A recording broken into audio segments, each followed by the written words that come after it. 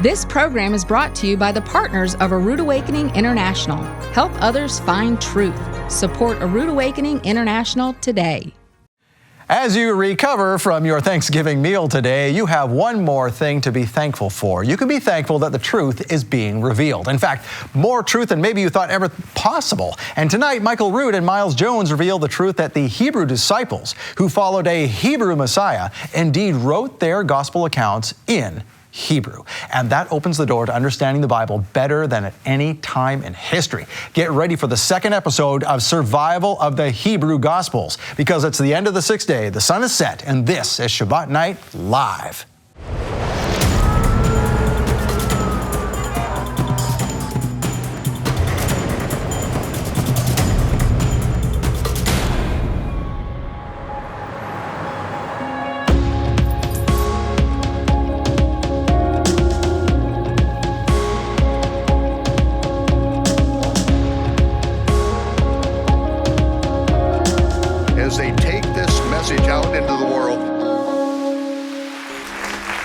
Well, Shabbat Shalom, Torah fans. Welcome to Shabbat Night Live with Michael Rood. You know, last week was a blockbuster, and if you missed it, go back and watch it. The emerging proof that the Gospels were originally written in Hebrew brings a whole new twist to what modern Christianity thinks the Gospels are all about. Now, tonight we continue that journey with Michael Rood and Miles Jones in the second of 4 episodes of Survival of the Hebrew Gospels. And with that new revelation is a new month. The 9th biblical month, better known as Kislev, has finally arrived on the astronomically and agriculturally corrected biblical Hebrew calendar. It was at this moment in history that the kings from the east were just 3 weeks away from reaching their destination to present their gifts to the King of Kings. Yeshua was actually born a year and 2 months prior to their arrival. Did you know that? When they arrived at this house, Yeshua was actually a 14-month-old toddler. And those gifts arrived just in time because right after their visit, Joseph had that vision to escape to Egypt with Mary and Yeshua. And those expensive gifts would actually provide the money that was needed to escape and live in Egypt until Herod's death. Very interesting. Now, how do we know that? Well, diligent research on the part of my co-host. That's how. The founder of Rood Awakening International, Michael Rood. Michael, thank welcome. you. It's good to be with you, Scott. Yes, sir. And good to be exploring this most important topic. You know, sometimes I assume when I teach this about Daniel, about the wise men, that people had already read 2 Kings, Isaiah, Jeremiah, Daniel, and have a background in this. But, you know, as I really have gotten to know that the Bible really isn't taught in churches today. You know, we get a numbered soundbite here, numbered soundbite there, and we never find out that Hananiah, Azariah, and Mishael, Daniel, were actually the grandsons of King Yoshia, the great-grandsons of King Hezekiah under Isaiah's reign, and that they knew Jeremiah. They knew these prophecies that Jeremiah had spoken, and Daniel was actually reading the scrolls of Jeremiah that were written by Baruch, the scribe of Jeremiah. So we're going to get into a lot of this stuff in this season because it is a feast of dedication that is coming up. Indeed, yes. And the reason I mentioned Daniel is because Daniel's, now let me get this right. So Daniel's treasures actually made it down 500 years later, and that's what the kings were bringing to That's Yeshua. Right. Daniel was given the revelation of what to look for in the stars. Okay. This was the Chaldean astronomers. They were Jewish Chaldean astronomers that he was in charge of for 60 years of his life. He was a satrap. He was under the emperor, and he was made vastly wealthy. But just as Hezekiah was told by Isaiah that your offspring are going to be eunuchs in the court of the king of Babylon. And here, Daniel, Hananiah, Azariah, and Mishael, they are the eunuchs. They're put under Ashpenaz, the prince of the eunuchs. And Daniel has no offspring, but he is made extremely wealthy. He knows the timing of the coming of the Messiah, and he then puts his treasure into the hands of these Jewish Chaldean astronomers who watch the heavens for the sign that Daniel says, watch for this. And then you you take my treasure and you lay it at the feet of my Lord, the King of Israel. So this was passed down from astronomer to astronomer until the time came, is that right? That's right. Yeah, Jeremiah actually took the temple Torah scroll and put it in the hands of the priest as they were leaving Babylon and said, don't forget the Torah, teach it. And that's why it was copied over and over and over. And actually, here at our studio, at a Rood Awakening, we have 2 Torah scrolls that were smuggled out of Iraq, and these are the offspring. These are generations later from the Torah scroll that was handed by Jeremiah to the priest to take into Babylon. And they copied it thousands of times through the generations. Wow, that's amazing. And I love the fact that all this comes together at a time when people think Yeshua was born, but they got part of the story right. That's when the kings come. That's right. We got that part right, but it's not that they got that part right. It's just that the whole Christmas thing is all based on Babylonian sun worship, the reincarnation of Nimrod as little baby Tammuz on December 25th at the time of the winter solstice on the ancient Babylonian calendar. But Yeshua's actual birthday, everyone will be celebrating during the millennial reign of the Messiah, because everyone is required to go up to worship the King, Yehovah Tsevaot, for the 1,000 years that he reigns from his throne in Jerusalem. That is a fact, and that is reality. Now, tonight, you and Miles are bringing out more facts and reality with the survival of the Hebrew Gospels. Oh, my goodness. This is so incredible that we have these things. Miles continued to work on this after John Lorquette and Nehemiah Gordon did their presentation on the absence of John 6:4 in all of these ancient Greek documents, and so they asked for more help on this. Miles Jones was able to get into not only the Hebrew Gospels, but also the translation of the Hebrew Gospels in these other languages, and again, find out that John 6:4 wasn't there. It was not there. It was deliberately added by the Bishop of Constantine, Eusebius, in order to artificially lengthen Yeshua's ministry. He's the one that came up with this heretical 3.5-year ministry that we all inherited here in the West. Wow, amazing. Now, before we run out of time, I want to give you a chance to explain what's in your hand here. There's another series coming, isn't there? That's right. After this, now we're going to get into the mystery of iniquity. We are reworking this for this next generation. This is the mystery of iniquity, Antichrist revealed. These are the legal prerequisites to the return of the Messiah. These are the things that must take place first. No, Yeshua cannot return tomorrow, next week, next month, or even 5 years from now, because there are things in the scripture. It is written. And once God puts a stamp on it and says, it is written, this is my word, nothing can change it. Absolutely nothing. But yet, Christianity, theology has changed it. They have neutered the scripture and they have taught lies. And I was part of the teaching of those lies for many years, 20 years from the pulpit, teaching the lies that I expose in the mystery of iniquity, the behind the scenes working as the God of this age who has set a snare for the Christian church, and we're going to reveal it all. Wow, very exciting. Also very exciting, before I forget, you and I are up on the stage coming Monday for Mission Monday. That's right. Yep. You don't want to miss this. We got deals here to help you get the gospel of the kingdom out to the world. That's right. You can buy several copies of certain things, 50% off, all this kind of thing. And it's intended so that you can take these things, not spend as much as you normally would, and then hand it out to other folks to help get the truth out there. Great opportunity to spread the gospel. A new deal every hour. New deal every hour. It starts at 9 a.m. on Monday, so don't miss it. 12 hours, 12 deals, Mission Monday, one day only. Thank you, Michael, for joining us today. Thanks, Scott. Alrighty, well, the Bible may seem Greek to you now, but it's about to become much clearer thanks to Hebrew, ironically. Michael Rood and Miles Jones explain how in the second episode of Survival of the Hebrew Gospels. But before that, get your bread and your wine ready to ring in the Sabbath with Michael right after this.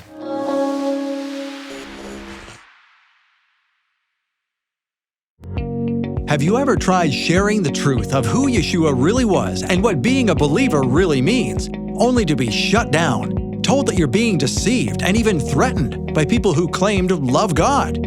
There's someone who knows exactly how you feel, the Apostle Paul. In Fight the Good Fight, Michael Rood helps you solidify your faith to keep pushing the truth like Paul did in the midst of a skeptical world. This is when the fireworks begin. Paul was pressed in the Spirit, finally, to testify to the Pharisees in the synagogue that Yeshua was the promised Messiah. Fight the Good Fight is a new teaching available for November only. You won't see it on YouTube and it's not for sale, but you can get it as a gift from Michael Rood to thank you for your love gift donation of $50. Donate $100 or more and you'll also receive a replica 7th century pendant depicting the temple menorah. Plus, the name of Yehovah spelled in letter art, photographed in locations throughout Jerusalem. Or for a gift of $300 or more, you'll receive the teaching, the pendant, the letter artwork, plus this beautiful hardcover book collection, the Psalms of David and the Proverbs of King Solomon. Each of these gorgeous publications features a metal sculpture embedded on the front cover. Inside, an inspirational collection of prose and praise in both English and Hebrew from two of the most beloved books in the Bible. This one-of-a-kind collection of biblical keepsakes is Michael Rood's gift to you, to thank you for supporting A Rood Awakening International. You'll get the Fight the Good Fight teaching for a love gift donation of $50, the teaching, the letter artwork, and the menorah pendant for a gift of $100 or more, or get everything plus the Psalms and Proverbs hardcover book set for a love gift donation of $300 or more. Get these love gifts now while supplies last. Donate by phone or visit monthlylovegift.com.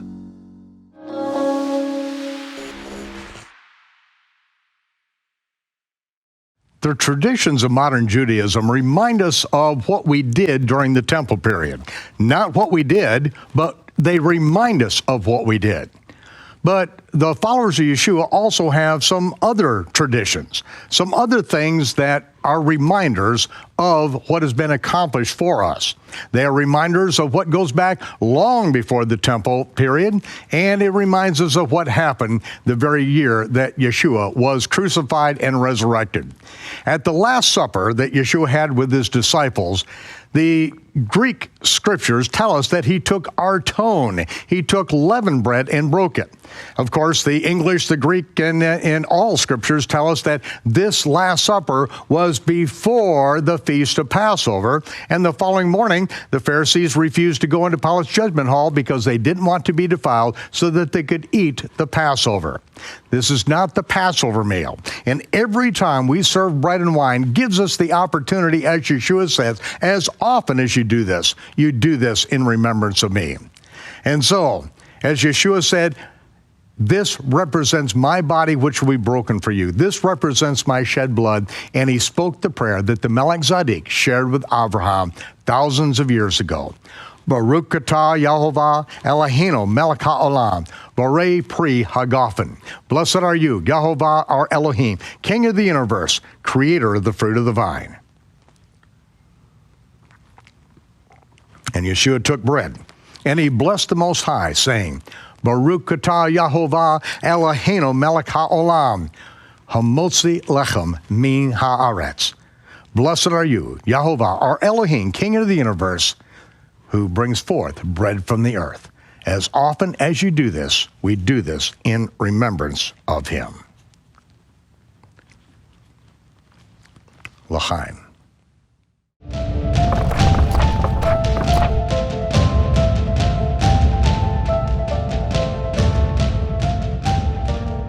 "20 years ago, I invited a Hebrew scholar over to my apartment in Jerusalem to present a problem to him. It was concerning the Gospel of Matthew, the 23rd chapter, which in the King James read, the scribes and Pharisees sit in Moses' seat. Whatsoever they, the scribes and Pharisees, command you to bid and observe, that observe and do." I told this scholar, who was raised as an Orthodox Jew, I said, there is no way on God's green earth that Yeshua could ever have said those words. And he said, what makes you think so? Well, for the next 3 hours, I took him through every evidence in the gospel record. And at the end of it, he said, I can see that this is a problem, but this is your problem, it's not mine. I told him that every extant Greek text said the very same thing, but it completely contradicts everything Yeshua ever said and everything he did and everything he taught his disciples while training them about the gospel of the kingdom. He said, this is not my problem. If you're supposed to be down at the wall davening at 5 o'clock in the morning with long peyotes, a black hat, and an overcoat at 100-degree temperature, that's your problem. It's not mine.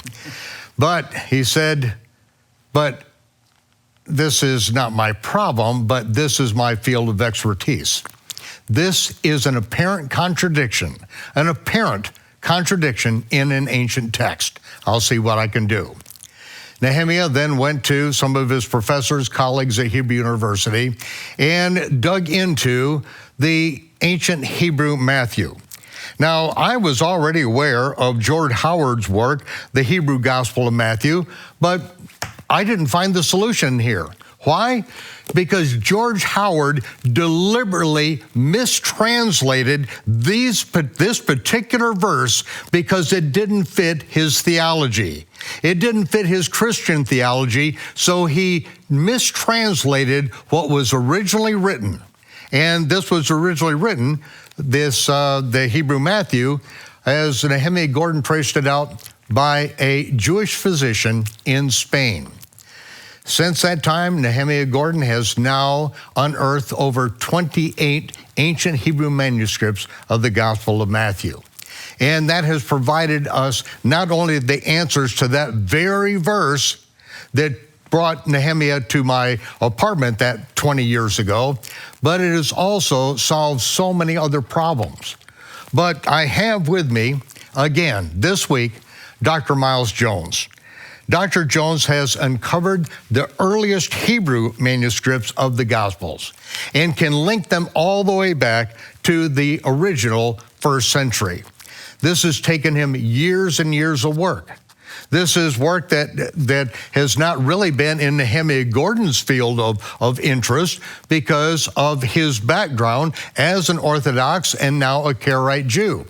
But to someone who has been raised as a follower of Yeshua, who knows that he is the prophet whom we must hear and obey, it is in Miles Jones' most direct interest and field of expertise as a linguist, as a PhD, to dig into this, and what he has uncovered is now going to take some time to unpack. Miles, thanks for coming back, because now we get to go into the real meat of what you have been doing. Your whole life has been now boiled down to the focus of what you have found in the ancient Hebrew Matthew and the other Gospels. And the other related materials and the prefaces. This has been an eye-opener. I mean, really the gates of knowledge, as it mentions in the last days, will be wide open and knowledge will just be pouring forth. In the book you talked about, in the Hebrew Gospel of Matthew, it very clearly says in Hebrew that do what he says. Do what Moses says, but do not follow their takanot and maasim. Right. And George Howard just couldn't accept that it wasn't like it was in all the King Greek. James. So he wrote, the Greek. Do what they say and put it in parentheses. All right, but he mistranslated it because he just couldn't believe it wasn't like the Greek Bible. But this is a really important book because his Hebrew Matthew is one of the surviving documents in the Hebrew manuscript tradition. And that is a fantastic thing. I not only went to Israel and found the earliest copy of the Gospels in Hebrew, the earliest manuscript, but along the way we discovered there are other manuscripts that are part of the Hebrew manuscript tradition that survived outside of the grip of the Roman Church. And so that's a huge step forward. And you've actually seen that which Nehemiah told me about more than 20 years ago. There were other manuscripts, but he can't tell me about them right now. And I said, because we can't let it out. at that point, because they weren't in full control at that point, and they could just disappear. But these are the things that now, more than 20 years later, you have been able to dig into and trace the lineage of the Messianic Jewish church, the Messianic believers and followers of Yeshua. In that line, you have been able to trace them through a lot of the world and through many different translations. And that's what I'm very excited about. Your book is absolutely fantastic. The Sons of Zion versus the Sons of Greece, which is subtitled The Survival of the Hebrew Gospels and the Survival of the Messianic Church goes along with that. It never died. It's been there. It took on different names, the neo-Messianic movements of medieval Europe, but it never died. And the Sabbatarians, which came to the United States, they were Messianic. They were neo-Messianics. But we wouldn't have discovered any of this without discovering the Hebrew Gospels. Now, Nehemiah found 38 copies of the Hebrew Matthew scattered all over Europe, in addition to the 14 we already knew about. So that's 40 Hebrew Matthews that were out there, translated by Shem Tov.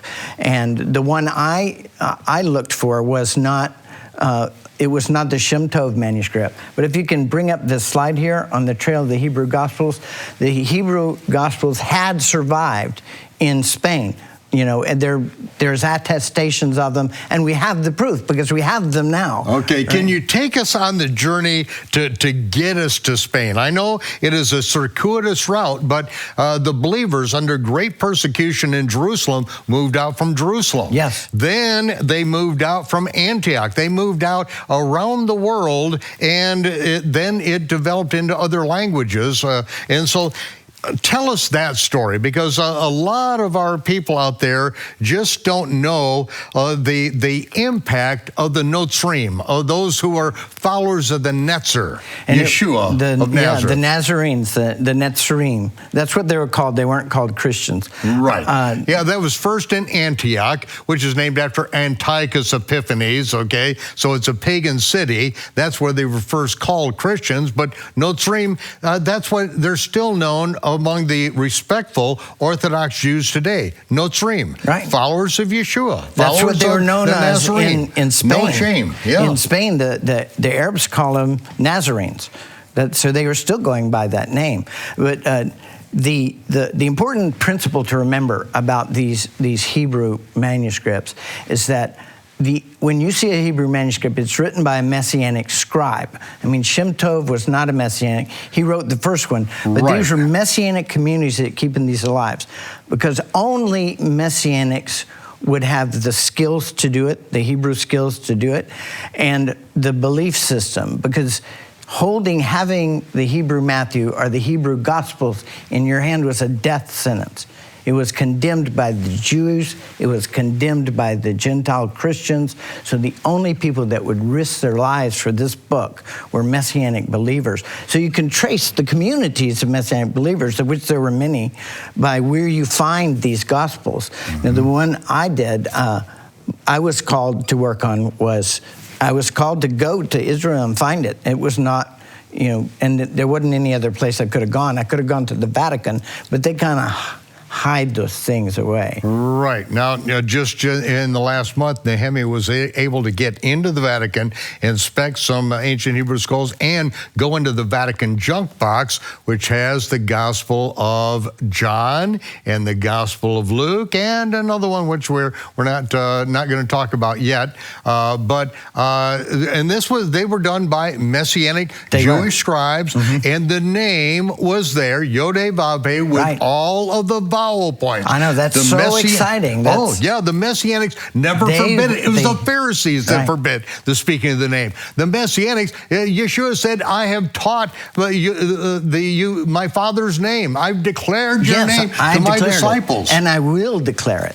That's the prophecy in Psalm 110. And Yeshua is still alive, and he's declaring it through his people today. Right. So the idea that he would actually use the name of a Greek god, speaking to a Hebrew audience, he would have been stoned immediately. I mean, so that did not happen. That is the weak link in Greek primacy of the Bible. And they say that when he spoke to his Hebrew audiences, he quoted from the Septuagint. It did not happen. My it goodness. did not. What? This is just spin that's out there. Yeah. Right? So, that was fake news back. And it's still going is. by 1,600 years. Well, they were further. trying to convince people that Hebrew was a dead language in the first century. But then the Dead Sea Scrolls were discovered from the second century, almost 1,000 documents written in Hebrew. Right. That put the lie to laundry that. list, who's got duty in the kitchen. I mean, it was the language that they spoke, Yes. the language they wrote in. Their community rules that they followed. Right. But there's so many lies have been told trying to suppress the story of the Messianic church, the true story. And that's what we were talking about. The early Nazarenes were told by Yehovah, by an angel of Yehovah, that when the Romans surround the city, leave and go, and they went to Pella, where they established a community. Some later on went back to Jerusalem, others stayed in Pella, and others went on to Sepharad in Spain, the largest community, more Jews and Messianic believers there than anywhere else in the world. You know, because by this time... Yeah, and to think that only Jews, Orthodox Jews, went to Sepharad, the Right, went there? no, the there was Messianics, everyone. They had to bail out of the country. Yes, they did. And there was we have knowledge of a very early Messianic community there. In fact, it was established by Paul, among others. They believed that James also went there, and his body is entombed in St. James Compostela. Now, I don't know if that's really his bones or not, but he was reported to have gone there. Paul went there. He said it was his great desire to take this trip into Sepharad, and he wrote in Romans, I think, that I will meet you when I go through Rome on my way to Sepharad. Well, he did go to Rome in chains. Mm-hmm. And he was held in house arrest for 2 years, and he was released because no one came from Jerusalem to condemn him, but no one came to defend him either. So there was a Jerusalem church that kind of was very suspicious of this Gentile mission, but Paul left, and as far as we know from Clement of Alexandria and others, for example, he did go to Spain. It was a first century contact. And then he returned back through Rome, where he was arrested again, and this time he was crucified. So this is the story, and it's an early one. It starts way back in the first century. The fact that you can still piece it together is truly miraculous. Because I was told to go get these documents. I'm not that smart, you know, but I was literally, Yehovah called me and said, go to Israel, find the earliest manuscript of the Gospels in Hebrew, that's specific. I went there and I found them. And I worked with them, wonderful people at the National Library, and they have done a huge database of all Hebrew manuscripts, handwritten. Manuscript is handwritten. And they have a database. We just sat down in front of the database and they said, here it is. It's a 14th century manuscript from Spain. But the prefaces to it were written by Jerome, who wrote in the 4th century. This is actually a 1st century, and we have authenticated it on this show. Actually, we talked about the authentication that proves it came from a 1st century source. So these prefaces, they've turned out to be a big key, because this is, as far as the opening, the preface to these different Gospels gives history in it. So it's not just the text itself, it's the other notations that you get that piece the whole story together. Right, because Jerome wrote these, and he had... you know, when he translated the Hebrew Gospels into Latin and Greek. I mean, he says so 4 times in his writings. So he used them because he said there have become so many versions, so many corruptions of the Gospels. There are as many differences as there are copies of the text out there. So he said you have to go back to the fountainhead, the authentic Matthew. And he was clearly referring to the Hebrew Matthew, the Hebrew gospel, which he translated. And he wrote his prefaces to it at that time in Hebrew and in Latin and in Greek. So these prefaces to the Gospels are really rather renowned in the world. And what you see here, if you can show on my screen, you have the prologue to Matthew in the Hebrew Gospels from Catalonia that I'm translating. So. Okay, so Catalonia, this is in Spain. Part of Spain. And it still exists. Catalonia still exists around Barcelona area. So he says, the first evangelist wrote this in the Holy Tongue from memory to his brother. So the Holy Tongue, the Lashon Kodesh, always refers to Hebrew. Right. And you can see the page that's actually in the Hebrew Gospels right there. And then in the preface to Luke. And so this is not the Shem Tov. No, this is not the Shem Tov. Right. But here's the thing. There's so many correlations between the Shem Tov manuscript and the Hebrew Gospels from Catalan, in Matthew, of course, because he just did Matthew, that they have to be from the same source. There's no other way. There are the similarities, a long list of similarities that are exactly the same. They're in no other version of the gospel anywhere. They have to come from the same source. Okay. However, it's not simply a copy of Shem Tov. Right. Because there's too many differences for it to be a copy.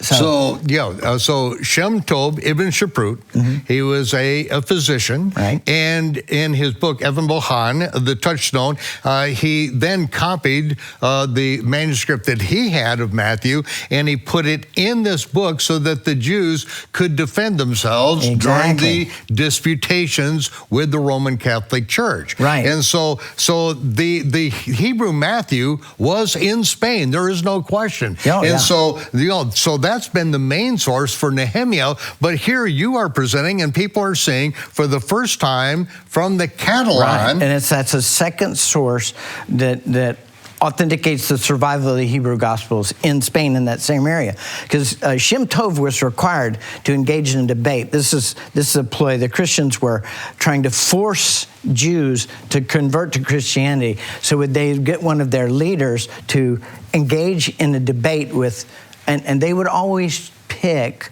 Jewish converts to be their arguers, their debaters, because nobody understood the Bible like they did, the Hebrew Bible. Right, so you'd have basically the Jews and Jewish converts conducting this debate, and if they lost, they would force their entire community to convert to Christianity. So they were forced conversions.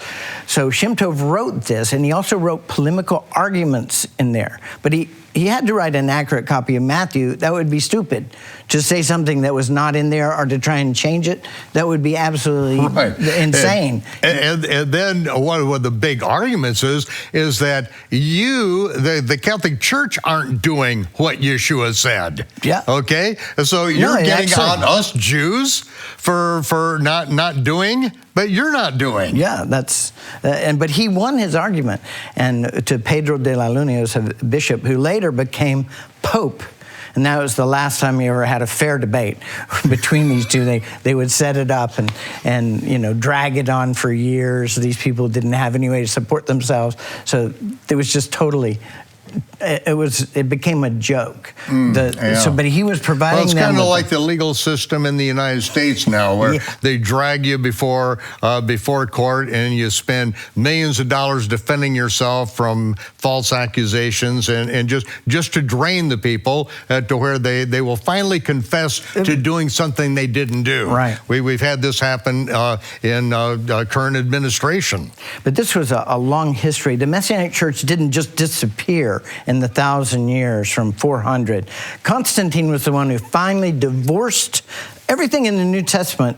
What we call Christianity now was part of Judaism. The Nazarenes were a sect of Judaism. So it's all really the proceedings from a divorce court, which finally, the final cord was cut when Constantine formed the Greco-Roman Church and divorced himself from the Judaic church and from the Messianic church, because they were the real chosen people. They were believers, and they were declared heretics, and he began prosecuting them. So in that 4th century period, he many of the Jewish Christians there, because their whole church left en masse and went up to northern Italy, to Lombardy and the area of the Alps up in northern Italy. I got to stop you right here, because this we've got to explore. Yeah. The Constantine, what he really did, because this is finally developed into modern day churchianity. Yes. And so it's going to take a while to explore that, but we are going to give everyone out there an opportunity to stand with this ministry.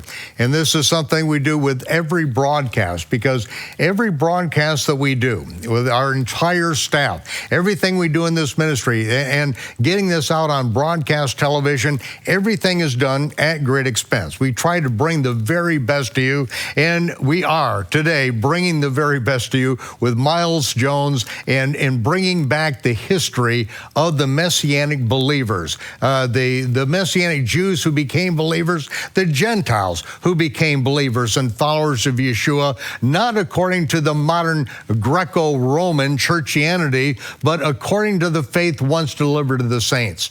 And if you have been blessed by this ministry, we are asking you to step up and support what we are doing. Help us get this message out to the world, because that's what we're doing. We are not raising money to someday get the job done. We're getting the job done with every dime that comes in. We are putting it out there so that the world may know that Yeshua is the Messiah, the Son of the living God, that he is the prophet of whom Moses prophesied, the prophet that we must hear and obey. This is the one that we're preaching, not the greasy gray, sloppy agape, 8 pound, 6 ounce baby Jesus. No, we are preaching the gospel of the kingdom that Yeshua said, go out, make disciples, and teach them what I taught you. I don't want to hear you teaching anything about the prosperity gospel and all that business, he says. Well, he didn't really say that. I'm saying that because that's not what we do. I'm not promising, sow your seed of $1,000 and you're going to get a Rolls Royce. None of this nonsense. No, we are to sow our seed so that in the millennial kingdom we get to live and reign with Yeshua as priests and kings during the 1,000-year reign of Messiah upon the earth. That is the talent that you are investing today. Get serious about it, because we only have one life. If we don't live it right, if we don't do what he asked us to do, if we squander our loan on our own self-interest, then don't be surprised when he takes the one talent and gives it to somebody else and says, you wicked and slothful servant. Now, ladies and gentlemen, we don't want that. We don't want that parable to be reality in our lives, and that's why we give you an opportunity. No other abatement for peace and prosperity. No, Yeshua said, I didn't come to bring peace, I came to bring a sword of division. Whose side are you on? Decide now. I interrupted Dr. Miles Jones as he was reading the prologue to the Hebrew Gospel of Luke by Jerome.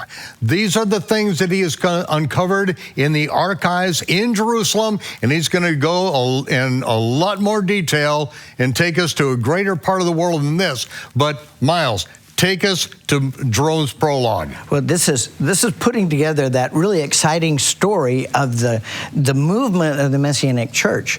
And in the prologue to Luke, it's amazing that you can find these clues if you look hard enough that tell the story. But in the prologue to Luke, it said the gospel was already written for those in Judea. And right here, it says, and Matthew in Lombardy.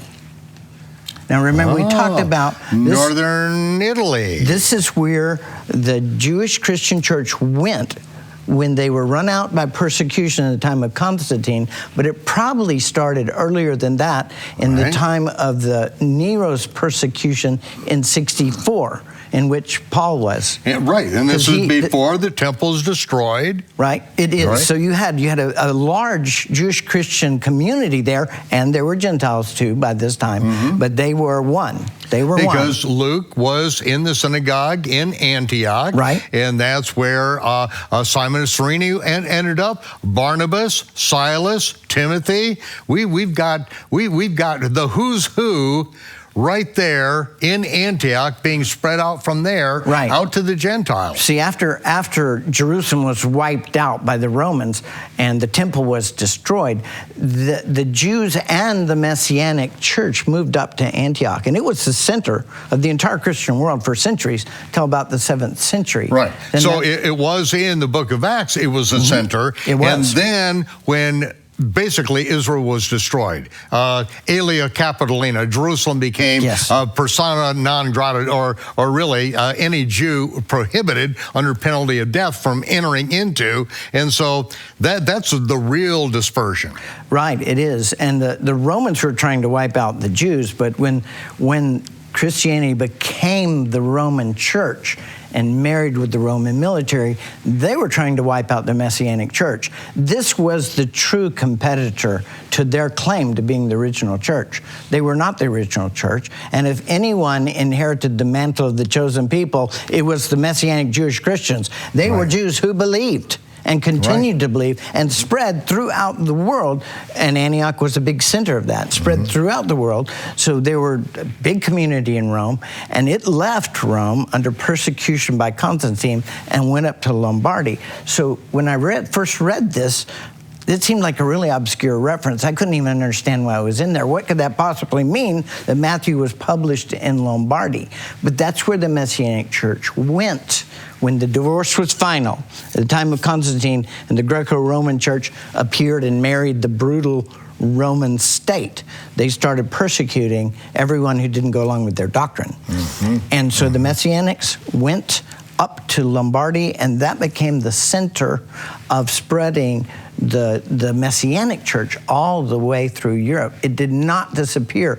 They just suppressed that evidence because they don't want anyone to know about it, right? The whole contribution of the Messianic church has been suppressed over the centuries.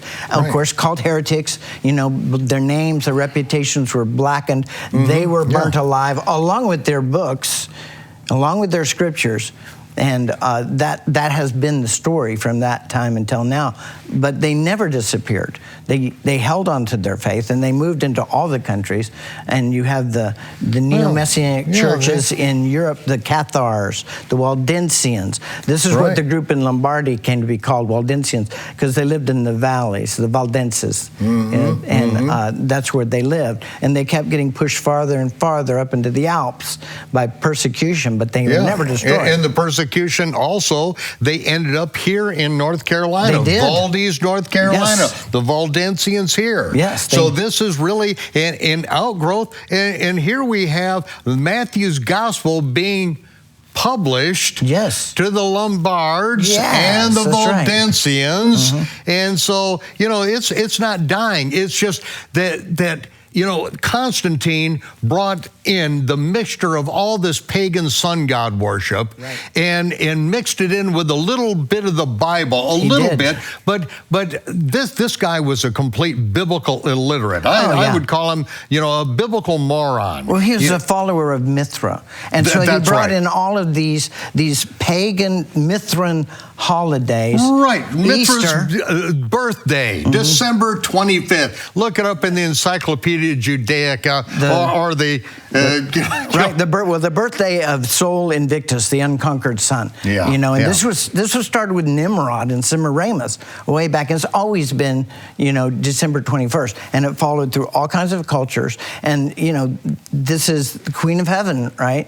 This is Ishtar. This is Easter, the Babylonian sex god. goddess. Right. Aostra in the Anglo-Saxon, Ashtoreth in the Middle East. Same thing, same counterfeit religion. So the first century Jewish believers, followers of Yeshua, read the scripture. They refused to fall in line with the worship of all these pagan sun gods, refused to disavow themselves with the Torah, because that's the foundation for everything. It's the schoolmaster that leads us to Messiah. It's what Paul was quoting from constantly in order to prove to the Jews that Yeshua was the Messiah. They didn't forget it. It's the modern Christian church that's the outgrowth of this pagan, godless Roman Empire. It is, and the Messianic church would not submit to worshiping the resurrection day on the feast day of Easter, a Babylonian sex goddess. They just would not. No. And they called them quartodecimans, which means 14,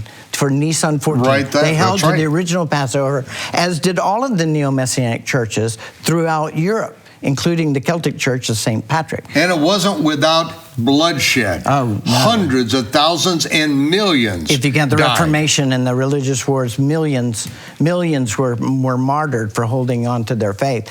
And hundreds of thousands of neo-Messianic martyrs.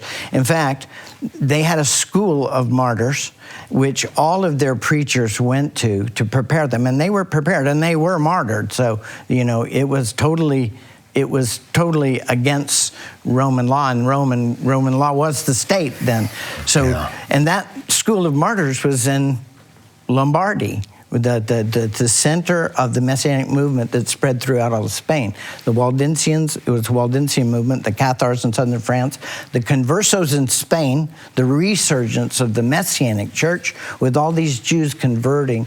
As many as 250,000 Jews at the peak were Conversos, because there were a lot of Jews. There were 500,000 Jews in Spain. So they had massive resurgence of the Messianic church, the true Messianic church, and many of them, not all of them, but many of them insisted on having the word, the scripture in the Holy Word. I mean, it's a Hebrew God. It's a Hebrew story, right? It's a Hebrew boy made good. It was, his apostles were Hebrew. The story was told in Hebrew, and it was written in Hebrew, and they still had those Hebrew gospels. They had survived. So they were going to have the gospel in Hebrew, which of course was condemned, many of them, to die in the Inquisition. But the Inquisition was started primarily, specifically, to crush the Messianic church in Spain. Let's go back to this document, this Gospel of Luke, Jerome, and his preface on it. Now, give us a background to Jerome. Jerome is assembling these scriptures. They were, the scribes were not being real faithful to keep the purity of this, and so he needs to go back to the original. And so, right, that's what he does, and they don't like it. Now, he was a church man. He did what the church wanted, but he knew in this case the Greek manuscripts were all corrupt. Now, that happened in any language, but they were so corrupt that he said, we have to go back to the fountainhead, the authentic Matthew. Okay, now he's known as the one who compiled the Vulgate, and so give us the background. He compiled the Vulgate, the Latin, and because, that's the lingua franca of the Greek compilation by Eusebius in 320. So this is 380 now when he did this. So now they needed a Latin one. Because remember, these are not the earliest, most authentic compilations of the Bible. Those were the Itala Bible, which was the Bible of the Waldensians in Lombardy. That was their Bible, their beloved Bible, which was based on the Hebrew Gospels, and then the Greek compilation of Lucian of Antioch, and that's called the received text, and it was used all over the world, because remember, and so the church rushed out and brought out a Greek compilation of the Roman doctrine, right? But you had the Lucian text, which was based heavily on the Itala. They were both based heavily on the Hebrew Gospels. So this was the received text of the Bible, and this was the true version of the Bible. So Eusebius and Jerome played kind of fast and loose and put in it what the Pope and the other religious leaders wanted. So they were significantly different in ways that we have talked about, because they They changed things in order to fit their doctrine. I mean, a lot of them are simple things. Like they never used the word menorah, which was designed by God. On Mount Sinai, they always used candlesticks. Right. They eliminated the name of God, which is the biggest abomination ever. They abolished the name of God, changed it to a Greek God. They needed to make a Greek church. They needed a Greek God, a Greek Jesus, Greek scripture, Greek liturgy, and they did. They changed it. They just changed it. They changed the sacred name of God. So that was no longer in the Bible, and it was not put into it was clearly prohibited in the New Testament, although even when Yeshua is quoting from the Old Testament, now that is obviously a change. This is the weak link in Greek primacy. Yeshua and his apostles would never, ever have substituted the name of a Greek god for Jehovah. Never would they have done that. And it was not prohibited in the first century. That prohibition didn't happen until the second century, when the Roman church, not the Greek church, the Greek had sparked a revolution trying to do this. Now the Roman church was doing it, and they were more brutally effective than the Greeks were, apparently.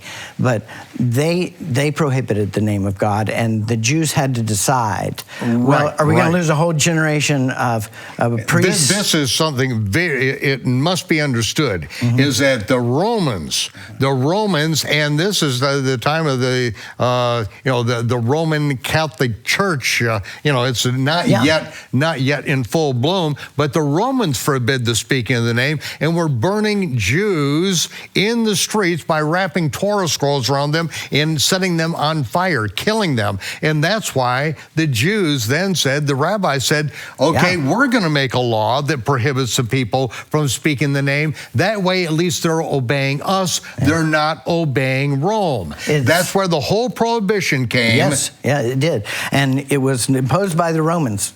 It's called making a virtue of necessity. We either lose a whole generation of rabbis or we make this change. And so they did. That's exactly what they did. We've been meaning to tell you guys, that you knuckleheads, that, this is too sacred a word for you to even speak. So it'll only be done in the temple once a year. However, they never, the Jews, and Nehemiah made this quite clear in his book, Shattering the Conspiracy of Silence, they never forgot the true name of God. And it is in the Hebrew Bible 6,782 times as Yod-Heh-Vav-Heh. So really it was only the vowels that were missing. But he made it very clear from his research that they had never forgotten the true name of God. Now maybe the ordinary Jews did, but the cognoscenti and the rabbis, they knew what the true name is. He said he has never met a rabbi that thought the real name of God was Yahweh.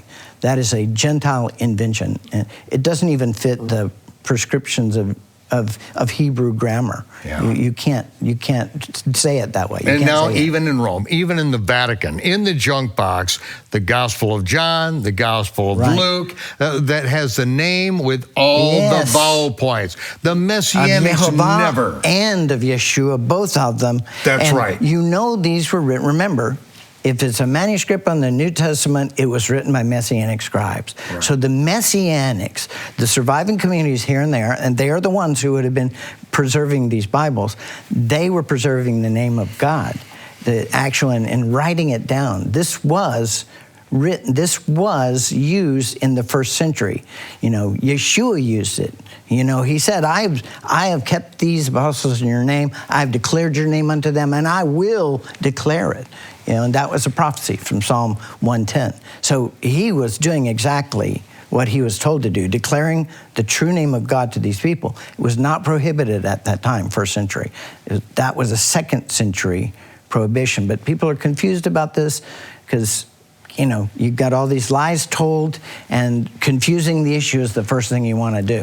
So how did Jerome handle this? He's got the Gospel of Luke. He's got it in Hebrew. He's going to be moving it over into Latin. How did he handle the name? Who's this? Jerome. Oh, Jerome. Well, it was eliminated from the New Testament, so he eliminated the New Testament. Apparently, he took his quotations from the Hebrew Bible, but he erased the name of God and replaced it with a Latin name. Okay. Dios. What's that? Dios. Oh, Deus. Deus in okay. Greek, or, Right.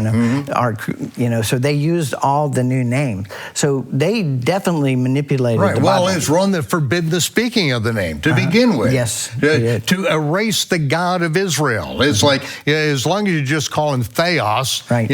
God, Yes. Dios, God, it's nothing. Right. So There's no personal. Yehovah means he was, he is, and he will forever be. That's the meaning that is of exactly his name. the And meaning so of it. they got to get rid of his personal name because they're worshiping another God. Yes, they are. It is another God. And this is clearly prohibited in the Old Testament. So this is I think this is the largest thing. But there are many, many, many other examples of their changing the Bible to suit. And they played fast and loose with it. When you read it, you kind of gasp when you see some of the things that they actually changed. So, you are blessed.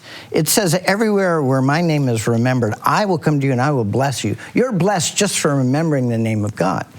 And it says in the Old Testament that blessed is he who knows the joyful sound of Yehovah. Right? So just knowing the pronunciation of it is a blessing to you. Father, have mercy on the souls of everyone who has adopted the paganism of Rome, who has been so overcome by the world that they can no longer hear your voice. They no longer have a desire. I ask you to put a fire in their soul. Burn away anything that's precious to them that is keeping them from your heart, from understanding the very words of the prophet we must hear and obey, and the words of Jeremiah, who is calling us all to repentance in this day and age. In Yeshua's name, I pray this. Amen. Well, Amen. Shabbat Shalom, Torah fans. Shavua Tov. Have a good week, and we'll see you back here next week because the story is going to continue. It's going to heat up a little bit, so strap it on. Have a good week. We'll see you back here with Miles Jones on Shabbat Night Live.